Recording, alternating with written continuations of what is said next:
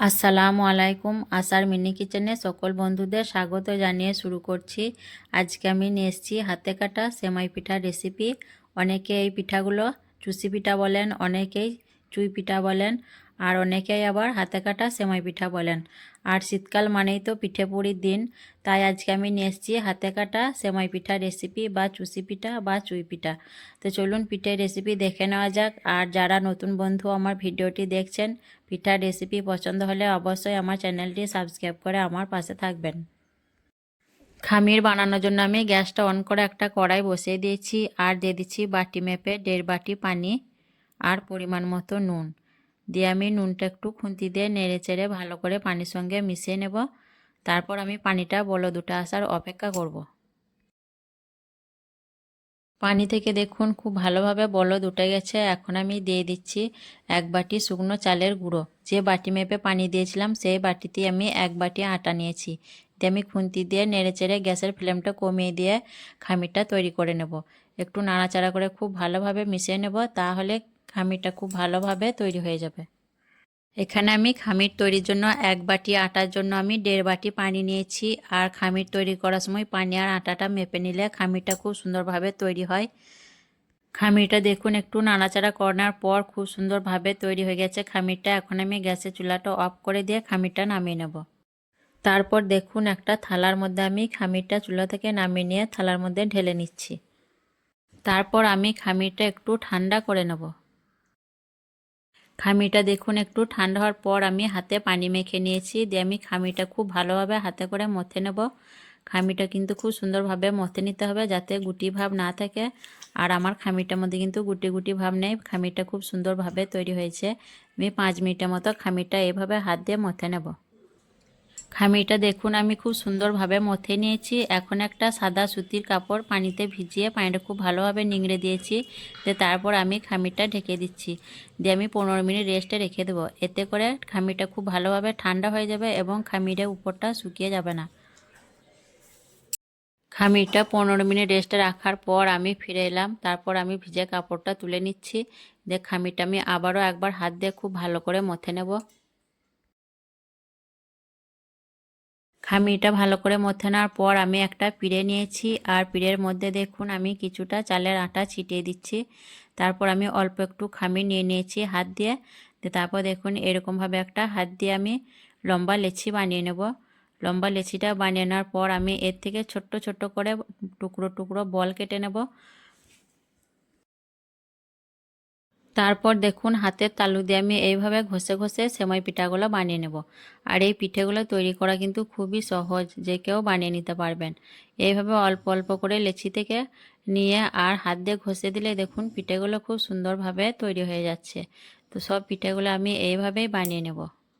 এই পিঠেগুলো কিন্তু ঝামেলার কারণে অনেকেই বানাতে চায় না, কিন্তু এই পিঠেগুলো বানানো এতটাই সহজ, একবার বানালে কিন্তু বারবার বানাতে চাইবেন। আর খেতেও খুবই মজার হয় এই পিঠেগুলো। সেমাই পিঠাগুলো দেখুন আমার সব কাটা হয়ে গেছে। আর এই পিঠেগুলো নিজেদের পছন্দ অনুযায়ী করে নিতে পারেন, সরু মোটা লম্বা ছোট করে। আমি কিন্তু একটু মোটা আর লম্বা করেছি। তো পিঠেগুলো আমার সব তৈরি হয়ে গেছে। পিঠের মধ্যে আটা আছে, তো আটাগুলো আমি একটু চেলে নেব। তার জন্য এখানে একটা দেখুন নেট পেঁচে নিয়েছি। নেট পেঁচের মধ্যে আমি পিঠেগুলো ঢেলে নিচ্ছি। দিয়ে আমি একটু ভালো করে চেলে নেব, তাহলে যে শুকনো আটাগুলো আছে পিঠের মধ্যে সেগুলো ঝরে পড়ে যাবে। পিঠেগুলো দেখুন চেলে নেওয়ার কারণে পিঠের মধ্যে যে আটার গুঁড়োগুলো আছে সেগুলো কিন্তু ঝরে পড়ে যাচ্ছে। তো আমি একটু চেলে নিলাম, দেখুন অনেকটাই আটা বেরিয়েছে। এখন আমি রান্নার দিকে চলে যাব। তারপর আমি এখানে গ্যাসটা অন করে একটা কড়াই বসিয়ে দিয়েছি সেমাই পিঠা রান্না করার জন্য। তারপর দিয়ে দিচ্ছি 1 কাপ লিকুইড দুধ আর 1 কাপ পানি।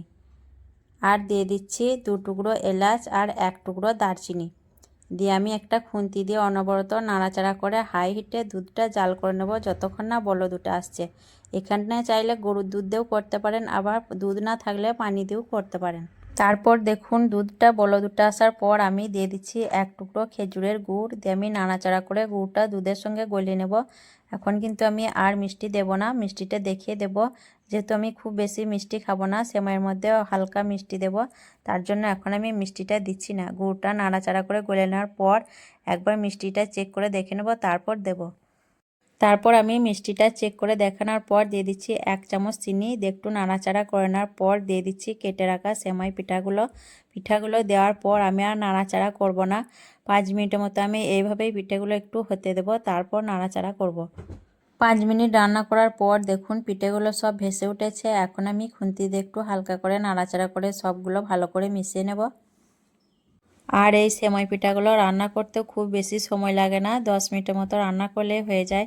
আর পিঠেগুলো ভেসে উঠেছে মানে ভালোভাবেই সেদ্ধ হয়ে গেছে। তো আমি খুব বেশি নাড়াচাড়া করব না। এরপর আমি এর মধ্যে দিয়ে দেবো গাওয়া ঘি। 1 চামচ গাওয়া ঘি আমি পিঠের মধ্যে দিয়ে দিচ্ছি, এতে করে পিঠের স্বাদটা খুব ভালো হবে।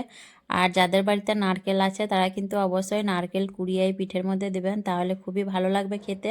আমার কাছে নারকেল নেই তাই আমি দিলাম না।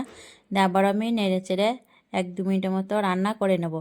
আর পিঠের এই ঝোলটা কিন্তু খুব বেশি গাঢ় করা যাবে না, যেহেতু পিঠেটা ঠান্ডা হওয়ার পর ঝোলটা টেনে যাবে। তো একটু ঝোল থাকতে থাকতে পিঠেটা নামিয়ে নিতে হবে। তো আমি 1 মিনিটের মতো নাড়াচাড়া করে ফুটিয়ে নেব, তারপর আমি পিঠেটা নামিয়ে নেব। আরও 1 মিনিট রান্না করার পর দেখুন পিঠেগুলো খুব সুন্দরভাবে সেদ্ধ হয়ে গেছে আর রান্নাটা আমার একদম পারফেক্টভাবে হয়ে গেছে। এখন গ্যাসের চুলাটা অফ করে দিয়ে আমি কড়াইটা নামিয়ে নেব, তারপর আপনাদের পরিবেশন করে দেখিয়ে দেব। আজকের হাতে কাটা সেমাই পিঠা বা চুই পিঠা বা চুষি পিঠা রেসিপি কেমন লেগেছে অবশ্যই কমেন্টে জানাবেন। ভালো লাগলে লাইক করবেন, শেয়ার করবেন আর আমার চ্যানেলটি সাবস্ক্রাইব করে আমার পাশে থাকবেন।